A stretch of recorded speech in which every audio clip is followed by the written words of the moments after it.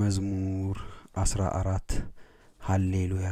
አቤቱ በጥላህ ውስጥ የሚያድር ማን ነው? በመመስገኛህ ተራራ የሚጠለልስ ማን ነው?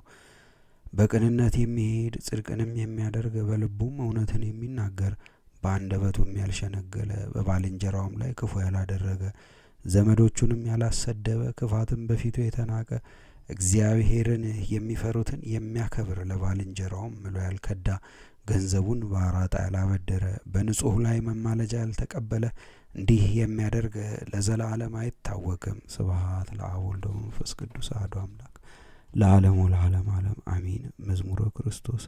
ከአሦር ጦርነት የዳኑ ሕዝብ አቤቱ በረድኤት ጥላ ውስጥ ማን ያድራል?